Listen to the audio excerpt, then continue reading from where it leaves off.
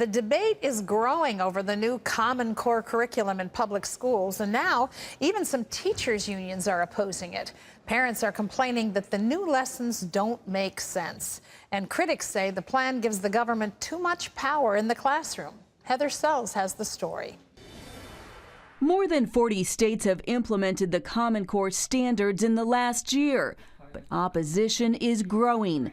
Parent groups against it have formed in multiple states, and last month, Indiana became the first state to drop it. And now teachers' unions are backing off in Tennessee, New York State, and Chicago. Teachers are saying not so fast. One big problem is the quick rollout of the Common Core standards and the tests that go with them. What we're not hearing in the debate is that teachers are being evaluated largely on the improvements that their kids make as measured by tests that are built off the Common Core.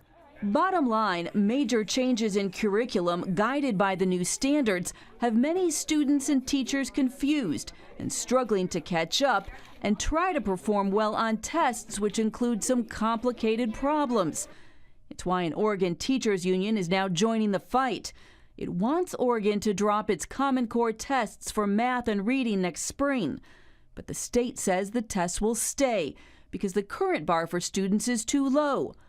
Supporters of Common Core say the standards will help keep the bar high for all students and make sure all children get the same education. But critics say this is about the federal government taking too much control of education.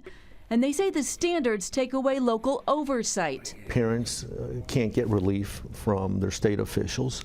They really can't get relief from federal officials in many respects, and they're left with no one to go to. For months, the Common Core fight has divided conservatives and liberals. But with liberal teacher groups now joining the opposition, the fight just got more complicated. And it could easily spill over into political campaigns in upcoming elections. Heather Sells, CBN News. Well, the controversy over this Common Core curriculum is far from over, and we'll keep you posted on all of it. In other news, a judge in Sudan has sentenced a pregnant Christian woman to death because she won't give up her faith. John Jessup has more on that story from Washington. John? That's right, Terry. Miriam Ibrahim was convicted of apostasy Sunday after she wouldn't convert to Islam. She was given 4 days to change her mind, and when she didn't, the judge sentenced her to death by hanging. Ibrahim says she's never been a Muslim, but children of an Islamic father in Sudan are considered Muslims according to Sharia law.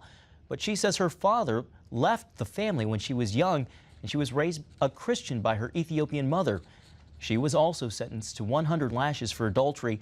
She and her husband were married in 2011, but Sudanese law doesn't recognize her marriage to a Christian.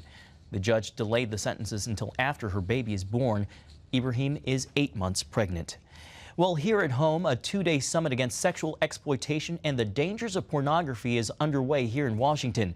Some of the experts involved warn the media just how harmful porn can be, saying it's been linked to violence along with adultery and divorce.